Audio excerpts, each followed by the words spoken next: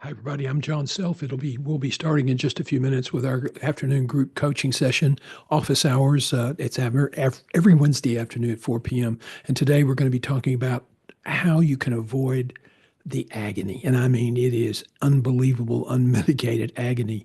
When you don't have a career network, you suddenly lose your job and you don't really have a plan. And so it's kind of a really an interesting challenge.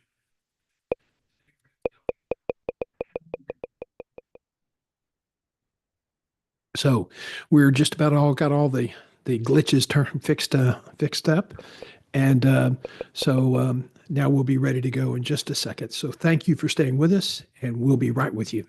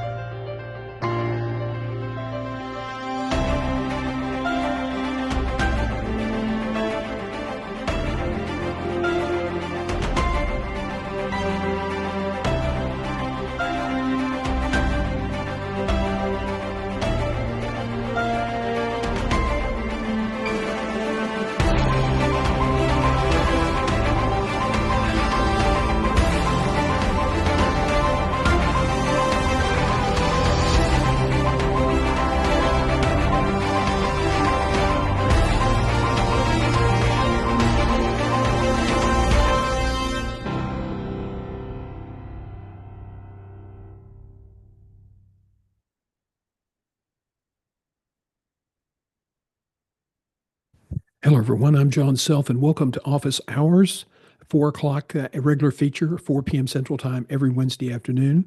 And we're delighted you joined us today. We started off with a kind of a promotional, educational video of our new career management program called Your Career Community. We are unlike a lot of other coaches and outplacement people in that we don't charge a big fee up front. What we do is provide a membership community environment where you can come in and for a set amount of money each month, $79, you get two free coaching sessions, group sessions. It's You get 4 o'clock. you get four 30-minute telephone check-ins or Zoom check-ins every month where you can cover a lot of the other issues. And you can also get access to discounts on one-on-one custom coaching for up to 40%. And that's a big savings. So we're trying to build a community. If you know somebody who's really struggling in the job search business, have them give us a call. We'll be delighted to try to help them. Today, we're going to talk about the agony of trying to find a job when you don't have a support group, the agony of trying to find a job when you didn't expect it to lose your job and you're starting from scratch. And this is happening to more and more people. It's not uncommon today to have people come to you and say, I've I've applied to 200 companies and only got two interviews, and they feel disrespected, they feel insecure, they feel like they're unworthy, they don't know what's happened to them.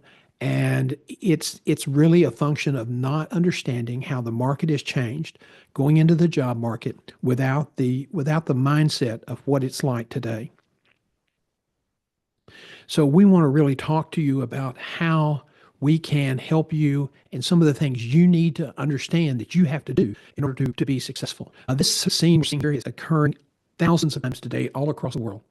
And it's certainly happening a lot in the United States. And that's kind of what we want to talk about today is really focus on an agenda that really will help you kind of understand what mindset you have to have going into this. So the first thing we want to talk about is what the heck is going on with the marketplace, with the economy, with consumer and hiring. What impact is all of this going to have on layoffs and job searches? And finally, steps to take to avoid a prolonged job search.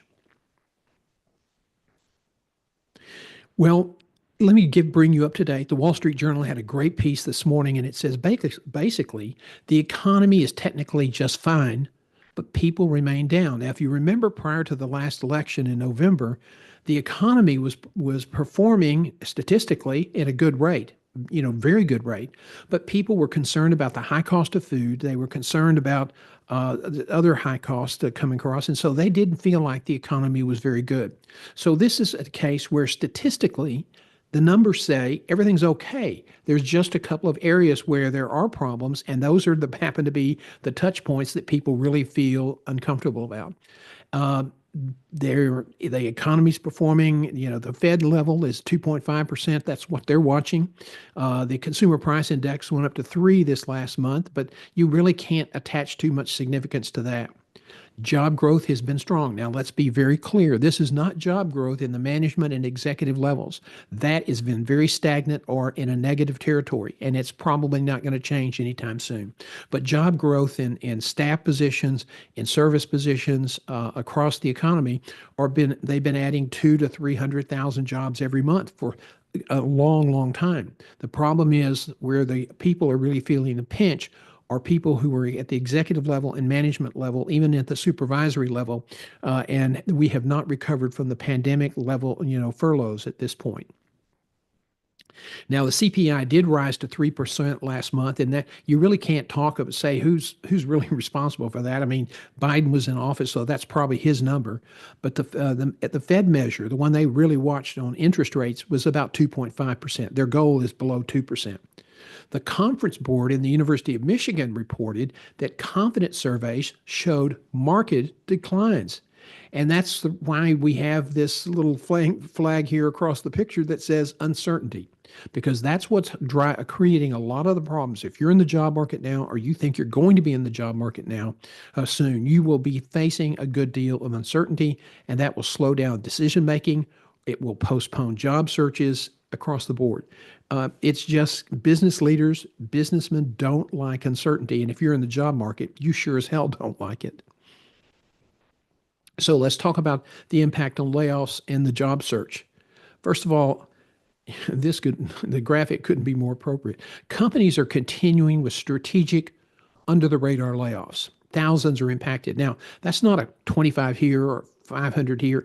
Meta did a strategic layoff that said people who weren't performing well, and there were about 3,000 or 4,000 of those people. That's a lot of people pushing them into the market. The incoming administration has received 75,000 people signing agreements to take a payout and to leave the government payroll. A lot of those people in D.C. and Northern Virginia are going to be poured into an already crowded, saturated management and executive job market. Now, people at lower levels in the government will be a little bit better off because their part of the job market is not as adversely affected. But the point is that when you put that many people in the job market, it's not just all in Washington, it's across the country where you have park rangers and people in various government offices across the country are going to be out of work. So it's going to just add more people to the job pool, especially at the management, supervisory, and executive level, and it's just going to crowd the pipeline even more. Now, this is not a comment meant to say we didn't need to have more efficiency in government. That's a political argument, and that's for the politicians to have. I look at everything as basically the intersection between policy and jobs, and what is going to happen and what affects people's lives. And not having a good job or losing a job really does turn people's lives upside down, and that's what I focus on. And it's not a focus to wag the finger. It's just to try to help people navigate through these tough times. So there are going to continue to be a lot of under the radar layoffs. Yesterday, I showed you a copy of the WARN page, warn.gov. There is a scorecard. You can go to your state, that scorecard, and track layoffs. So if you're trying to get a leg up on your competitors at your company, if you are in a company that has more than 100 people at one location, that you cannot be laid off until the company notifies the State Department of Labor that how many layoffs they're going to do. And you can watch that on the tracking device from the WARN website, and it can be very helpful because it can give you an advance warning that layoffs are coming to your company. Yesterday, we had a story about a Jacob who knew that layoffs were possible because he'd seen the WARN notice, but he did a really good job and he didn't feel like his job was at risk. Well, Jacob got a real bad surprise. He got one of those famous HR Friday taps on the shoulder, and he was laid off immediately. And he said, felt like I was treated like a criminal. He said it was just heart wrenching. And he said, I felt so bad. And then he told that we didn't use all of this in the story, but he said that he'd gone home and his daughters were really upset because they assumed he did something bad and he was destroying their lives. So, these are just terrible situations. And you can't reverse a layoff. What you can do is be effective and find another job as quickly as possible. But the big problem is most people aren't adapting to the new market today. And so that's clogging up the pipeline. And that they don't have the right mindset about how to go after finding a new job in today's landscape. So what used to take 4 to 6 months to find a job, or maybe 8 months on the long end, is now 8 to 14 months. And most of executive management lower level severance packages are anywhere from 90 to 180 days. So it's really, really important financially. It's really important to you from your personal image perspective to be prepared. And so when something like this happens, that you're not going to be wallowing around trying to figure out how the job market's changed or trying to find an outplacement consultant who's going to give you 90 days. And if you hadn't figured it out, you're on your own. Well, with us, you pay us $79 a month, and we'll stay with you until the cows come home. Because sometimes these things take a long time, and you need somebody to help you, and you need somebody who cares about whether you succeed or not. And that's what we are. That's what we're all about. We're about building a community and helping people. But getting back into where we are today, companies are going to continue with these strategic layoffs. Meta said these layoffs were all about getting rid of people who were not performing well. And yet it turns out that a lot of those people that were getting laid off had great exemplary performance reports, and some of them even published it on LinkedIn. Now, I don't think Zuck anticipated that kind of blowback, because usually when people are laid off and the world is told that it's all based on a performance issue, most people don't say, no, wait a minute. Yeah, look, I'm one of those underperformers. No, but it was a lot of pushback, and it's still being felt in some quarters. So, you can't, a company may say we're doing this, but really it all gets back down to the numbers. They want to get rid of the headcount. They want to reduce the headcount. They want to maintain their profitability because those guys want to maintain their bonuses. And I don't want to sound like a wild-eyed liberal anti-business person, because I'm not. But I came up in a business environment where people were treated with respect. You hired adults and you treated them like adults, and we're not seeing a lot of that anymore. We're seeing people who think that it's okay to fire people, make stupid, quick decisions, but if we screw it up, we can always go back and undo the mistake. Well, when you fire somebody, some of these things can't be undone, and so it's really important to understand that the market is not the companies don't care about you. They don't. You have to care about you. If you don't take ownership of preparing for a potential emergency, then a lot of the ill effects are going to fall back on you. Don't let that happen. Secondly, new layoffs are aggravating a tight market for executives and managers, and I've kind of alluded to that already. We now think there's between an 18 and 24 month inventory. And it's the same thing with executives and managers as you have with offices. If you build too many offices or have too many people and the market doesn't need them, then you kind of don't get a lot of activity until the market can absorb the inventory. Well, that's what we have here with a lot of executives and managers. We have an 18 to 24 month inventory that has to be absorbed. And they're still doing hiring in executive management levels, just not very much of it. And so if you get to the table, if you're picked to be screened and go to interviews, you cannot afford to mess it up because you didn't understand something or you didn't appreciate the nuance of the change in the recruiting process. Now, anytime that there is uncertainty, and that's the one thing that is absolutely guaranteed today, is there is a lot of uncertainty. And that when that happens, business executives hold tight on capital investment and, you guessed it, hiring. And that's where we are right now. We have they're really clamped down on the hiring issue. And so people are, it's just not easy to find a job. Heard somebody at the end of the last year said, oh, it's going to, Trump got elected. So now all these executives are going to hire all these people. They've been waiting because they didn't want to hire them when Biden was president. Well, anybody that knows anything about the hiring process and the hiring cycle, and I spent 27 years in executive search, you knew that was total wishful malarkey. Okay. No, there wasn't a lot of hiring, and usually isn't a lot of hiring in end of November into December through January. It begins to pick up in February and then in March. This year, we do not see any growth in the hiring of executives. You will see executives get hired, but you're not going to see any growth in the rate. So, and that's what's the bad part if you're in the marketplace. You have to be prepared. You have to understand the rules. You have to be very, very aggressive. Again, we think now in terms of when the hiring will pick up for the executive level is somewhere between 18 to 24 months. So you cannot sit back and wait for that a projection to come true or not. You have to carve out and establish, you have to fight, claw, do whatever you have to do to get yourself back in a job now. And you can't sit back and wait for some recruiter to hire you. And you're crazy if you spend your time filing online applications. There's a 2 to 5% chance at the management, executive, supervisory level that you'll ever even get hired. So a lot of those positions at some of those sites are ghost positions. And so there's no easy way. And you can't be reactive. You have to be very proactive. And I think this is true. Career management, job search will never be the same again. One of the great quotes, and I've used it in the past, and I'm going to share it with you again, and please forgive me if this is old news for you. But there's an old saying that says, it's not what you don't know that gets you in trouble. It's what you know for sure that just ain't so. It's not what you don't know that gets you into trouble. It's what you know for sure that just ain't so. And so what we want you to try to understand is that all the conceptions and the notions and the ideas about finding a job that served you well for the first part of your career, those are now over. You can't rely on those. You have to change your mindset. Things will never, ever be the same again.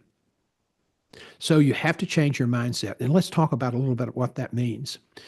First of all, automation and AI, we've been talking a lot about that, are dramatically altering the recruitment landscape.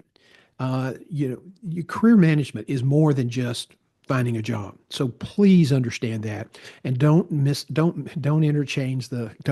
the terms. Okay, sourcing and initial screening and moving to automation. In the old days, people would post ads on their website, and they would post ads on Indeed and Zip and Monster and all those other job boards to hope to get candidates. Now, search firms, we mostly did telephone networking. We would call executives we knew in a certain industry that we were working, talk about the job we were trying to fill, and ask them if they knew of anybody, because we felt like that was a much better way to get targeted people into the search. And we might post some of that. We might send some letters out, but at the end of the day, we really wanted and depended on referrals. And search firms, a lot of the searches they do are never publicly, listed on a job board. That's about 70%. Corporations and corporate recruiters and search firm recruiters are, there's about 70% of the jobs that are just often, they're not public. And so, unless you have a network connection that can tell you about this job or knows somebody who knows somebody, you won't know. You can't depend on the job board. And the other thing companies are doing in order to keep from getting a lot of applicants that are not qualified, people just submitting an application hoping something will work out because 20 years ago somebody said that was a good idea. Well, nothing could be dumber today than send a resume to a job where you don't even have 90% of the selection criteria on your side. So if you're not 90% qualified, don't even waste your time. You'll spend an hour and a half for nothing. And there's other ways to find a job. You don't need to waste it on hoping for, out of some magic will happen, lightning will strike. It won't in that circumstance. So a lot of corporations now are using high-speed scanners. LinkedIn has it. Some other sites, people are using it where they're scanning websites and scanning the web. But LinkedIn is probably the best known. In the old days, we might take after we did the site visit and put together the document called the prospectus or the job summary, whatever it was about the community, the job, the expectations, the culture, all those things. It might take 3 to 4 weeks. So you're a month in already. And then it might take 2 to 3 or 4 weeks to start building a panel.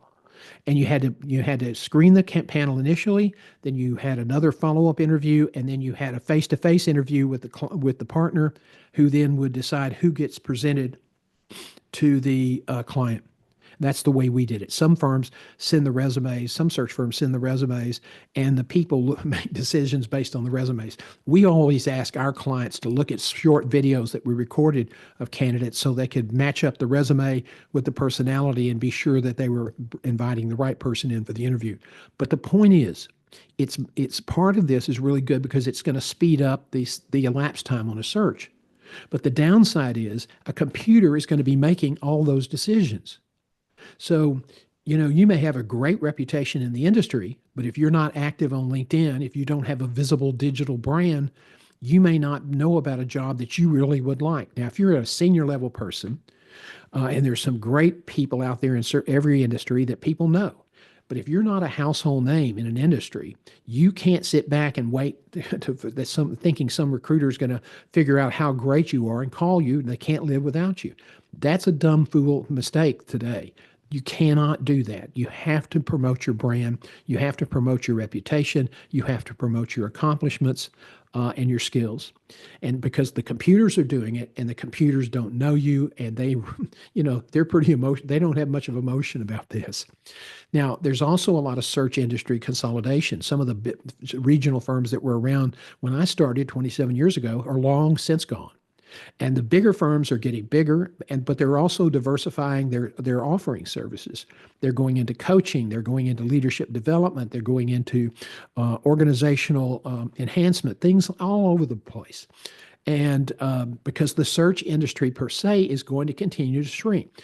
Will there always be search firms doing the white shoe engagements for the big companies? Absolutely.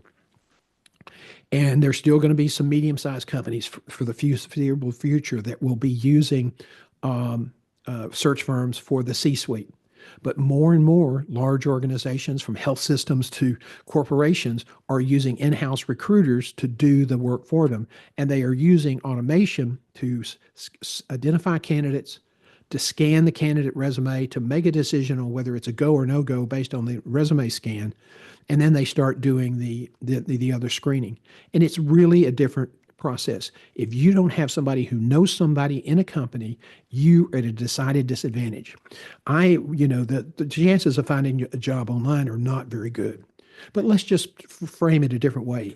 If any of you have applied for jobs lately and you find out there's 300 or 400 people already applied ahead of you, well, you can just essentially say, your odds are 200 or 300 or 400 to 1. And that's a true statement.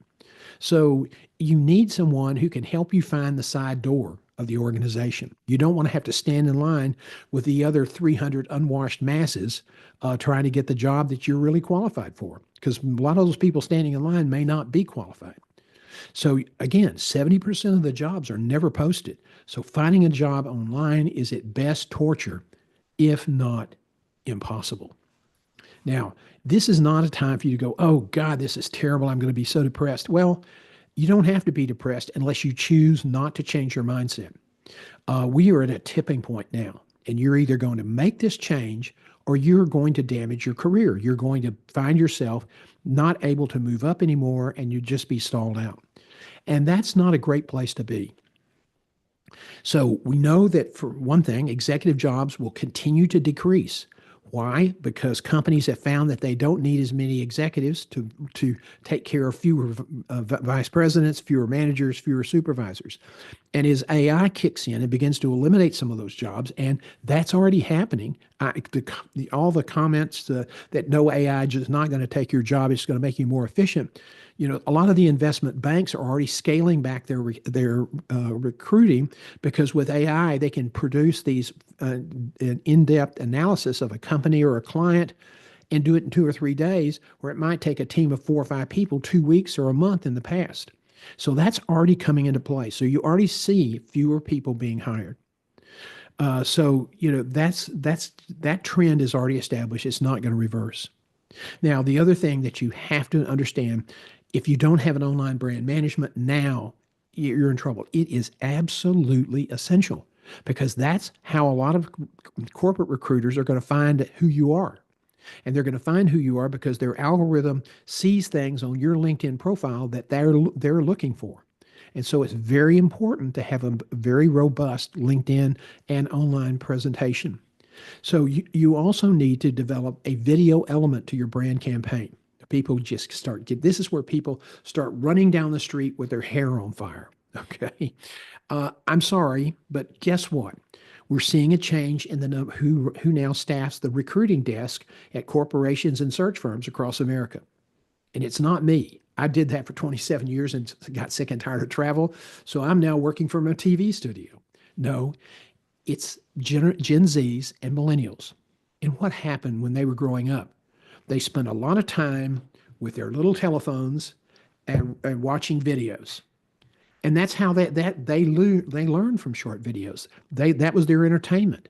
And you hear people about unplugging this or that. One of the reasons the broadcast TV business is going down the drain slowly but surely is because the new generations coming up weren't married to that form of entertainment. They get their entertainment and information on reels, vertical, the size of your telephone, and job information and career information and how to change this or do that. They get it all online. YouTube is the second largest search engine in the world, okay, behind Google, which owns YouTube. So what is YouTube? YouTube is all about videos. Now, if you want to house videos and put videos on your LinkedIn page, you're probably going to need to base them. Right now, there's very limited storage on LinkedIn. And so you'll need to have your LinkedIn video over on YouTube, and it put a link, and then it'll put a GIF up there that shows the thumbnail of your video. And your video can be anything from, this is who I am. This is my value statement. This is something we did that was very innovative, that we didn't know it would work, and it did, and here was why it worked. Maybe 3 or 4 things. You don't want too many videos that are long. My coaching sessions are long, but generally you want your videos to be, less than a minute for a reel, and 2 to 3, maybe 5 minutes. But people have a very short attention span now, so you need good content, focused content. And so that also means you're going to have to learn how to edit video. So somebody says, I can't do that. Okay, time out. You're looking at a 74-year-old guy who started out with a manual typewriter in the news business. I'm now in a computerized TV studio, and if you watched yesterday, you know that I'm still learning. I had a restreaming system that was pretty expensive and wasn't giving me the quality I wanted. And so we went back to using just Zoom. And Zoom has its quirky, silly, stupid design, aspects to it, but it's still a higher quality video than you can do on a Restream service. But I'm learning how to do this. And if I can do it at my age, at 50, you ought to be able to do it. At 40, you ought to be able to do it. No excuses. Even at 55 or 60. I mean, if I can learn how to edit on iMovie, which is Apple's really intuitive, easy to use editing piece, then you should too. The other thing you're going to see is people are going to start using some audio where people can download not full podcast, although when I did podcasts, they weren't that popular and stopped doing it. Now they're all the rage. So much for my intuitive predictive powers. But what I'm saying is these are new tricks you have to learn to manage your career. It's not a nice to have tip. It's not a nice to have skill. It's an essential skill. So you need to start thinking about, and as you buy your next personal computer, the type of computer you get should be the kind of computer that gives you the flexibility and ease of use to promote your brand in design. You see us using a lot of active graphics. We use Keynote, not PowerPoint, because it's much easier to use and much smoother in their graphics. And it gives us more design flexibility. PowerPoint has some great templates and they're really colorful and well designed, but they're also pretty small and not always great for video presentations on a computer screen. So if you have any questions, here's my email address, and I hope you'll give me a call and ask your questions. I also have a site on my webpage, Talk to John in the footer of our homepage, and we will wish you would go back and take a look at that. I'm going to go back here and look at this real quick. We want you to understand when you start building your brand that you have to apply the NFL rule to your current position. Now, NFL, Jerry, one of the Oilers football coaches, asked this. He was so angry at an official who made a bonehead call, and he said, the NFL for you stands for not for long. and in today's marketplace, there are really not many safe jobs. You get to keep a job because you build internal networks and you do a great job in adding value to the company.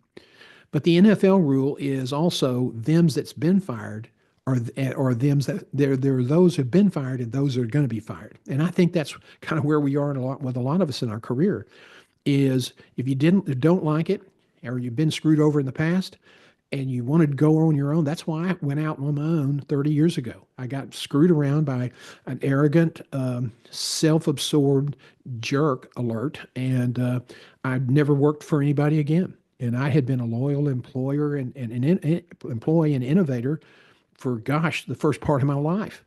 And so I broke away because I didn't want that to happen to me again. But today's market, companies are not necessarily going to treat you with respect. Employee engagement scores are at record lows. I haven't seen them this low in forever. And a lot of companies don't treat their employees with respect. They treat you as a fungible asset, a fungible expense that can be discarded when it's convenient for them to discard. So when in this environment, and I'm not saying that all companies are like that. There's a list of the best performing companies. It's called the Just Leadership list. And those companies that are on the Just Leadership list, they are also among the best performing companies in America today. So you want that when you start thinking about who you work for, that's somebody you want to work for, somebody who understands a just culture and understands that it's not about control, it's about collaboration and support and development. But in this market, bad things are going to happen. And if you think that they won't happen, that's a big mistake. I know people think that they're bulletproof. They're not. People think it will not happen until it does. And that's the worst time in the world to start getting prepared, is if you think, oh my gosh, I've just lost my job. What do I do next? If you have to say, what do I do next? You are so screwed. Okay, don't put yourself in that place. There are things, we have a list on our online that's, things you should do if you lose your job. And we also did a workshop on this, a video workshop on this the other day. You can find it on our YouTube channel. So, but you don't want to be in that position. So the first thing you want to do is you want to establish a long range emergency preparedness scenario. Okay. Let's say you're working in a town of 150,000. You're the general manager of a big retail department store, or you're the general manager of a big manufacturing company. You make good money and 200, 250, $275,000, and then your company's bought, or the retail people decide to close the store, and there's no place for you to go. Well, the chances are finding a job like that in a town of 100 to 150,000 people, that's a nice little city, but it's not that many of those jobs that are going to be available. And so the chances of you having to do a relocation are fairly high. That's not something you want to hear. That's not something your spouse or partner wants to hear. And it's certainly something your teenage daughters don't want to hear.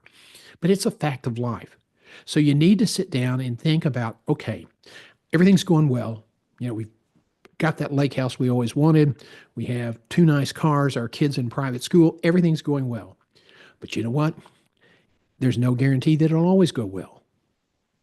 And so what you need to do is sit down and say, kids, partner, lovely wife, lovely husband, if this doesn't work out, where would we want to live next? And build it around an adventure of where do we want to go next. And then it's up to you then to start identifying companies in those areas, geographic areas, that you think you would match well with, that you do your research, and then you start identifying senior leaders within those organizations and start connecting with them on LinkedIn. Not anything pushy, not just that I'm in your industry and I saw your name come up several times. I've checked your profile and thought, it might be, future networking might be very mutually beneficial. Now, you want to be very careful how you word this, because there are so many jerks out there on LinkedIn trying to sell you something. I get, 20, 30, 40 requests for connection. Hey, John G., I've been following your profile and I want to connect with you. And then when you say connection, they would say, when can we jump on a quick call so I can tell you all about my service? Bad form. I usually disconnect. I remove the connection, because you don't want to be a stalker, and you certainly don't want to start trying to sell somebody something, on the second interaction. This is not call to action. When you're networking, it's call for engagement. CFE, not CTA. You want to build a relationship with the person, and you don't do it by trying to sell them some crap that doesn't work and probably won't offer any value. And so I'm sorry, I'm negative about that, but it's an everyday occurrence. I have to deal with it. Probably not doing too well, being too nice about it, but please forgive me. But if you're going to network, do it right. And I teach people how to network. I've been doing it my entire adult life. And as my father once said, this kid could chat up a brick wall. So I know how to do it. I know how to message. I know how to help you build relationships. And we have a course on networking, and it's a one-on-one course. And if you're a member, you get a 40% discount off that fee. And don't even remember what the fee is for that. But you want to build networks in and around those targeted employers, and you want to do it now. You don't want to do it, oh my God, 60 days, the plant's going to be closed. That's too late. That's too late. You're going to still have to do this, but you're going to be chasing behind a whole line of people. So you want to start building relationships. Connections don't refer you for a job. Relationships, people that trust you, you trust them, that's who's going to help you. And so networking is all about call for engagement and what can I do for you? And I'm not good at this. What I'm telling you I'm not good at is I'm good at networking, but there are certain things that I'm not always consistent with. And so I'm sharing it with you so you can say, well, hell, I can do better than that guy. And that is anytime you end a conversation to say, I have time. Is there anything else I can do for you? So there's a hospital up in New Jersey. They used to answer their telephone. Hi, this is Dr. So-and-so. I have time. What can I do to help you? And that was kind of a requirement. If you answered the phone any other way, you kind of got in trouble. So networking is not about you. It's about wanting to help other people. That's the mindset you have to have. It's counterintuitive when you need a job and you're desperate. But when you become desperate, you're already in trouble, you're upside down, and it's probably going to be a long job search. And there's nobody that can make it a short search unless the Holy Father comes in and casts a magic spell and somebody feels compelled to hire you. It's going to be a hard, tough slog, and you're gonna feel like hammered whale poop on certain days. That's another reason to have a coach because it's tough to keep up your attitude and be grateful. And when you need a job and you're worried about paying the bills, it's hard to feel grateful. But you got to feel grateful. You got to be enthusiastic. You've got to keep your ego under control and your enthusiasm at a high level. And those are things we do, and that's necessary when you're doing networking. If you're frustrated and you get into a BMW conversation, which I had done in the past before I learned my lesson, nobody wants to deal with somebody who's bitching, moaning, and whining. So don't do that. Be the positive person. Be the person that is, that you feel comfortable engaging with. So I really thank you for being with us today. I've really enjoyed this. I think that these are kind of a rough summary. If you want more time or more, if you have more questions, I'm happy to talk with you about that. My email address is john@johngself.com. My email is john@johngself.com. You can get a Zoom or WhatsApp call with me on my webpage at the bottom in a footer. And I'm happy to help you. We don't charge anything for that. That's free. If you're just gotten fired, you don't know which end is up. You don't know. You think you're going to think about doing it the way you've always done it. Don't stop.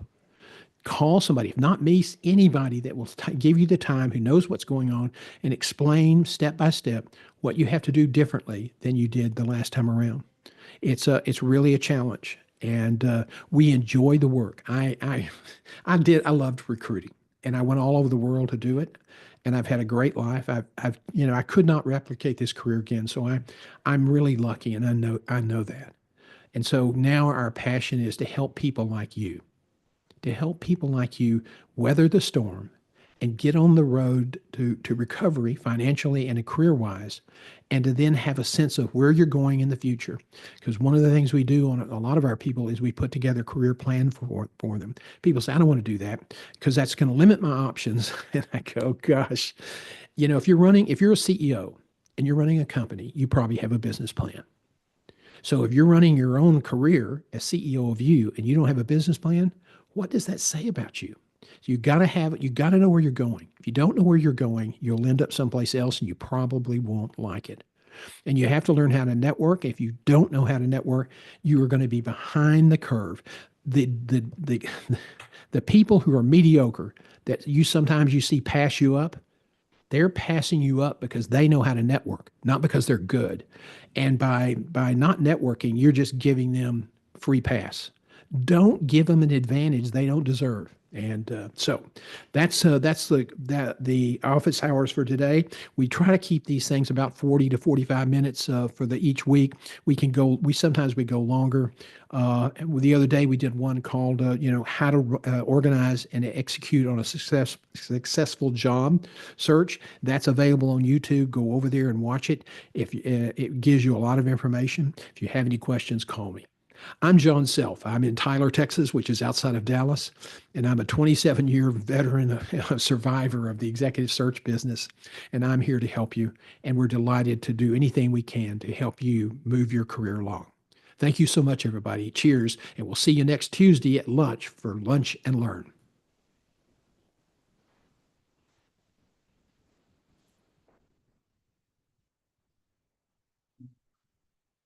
Thank you so much, everybody. Cheers. See you next Tuesday at lunch.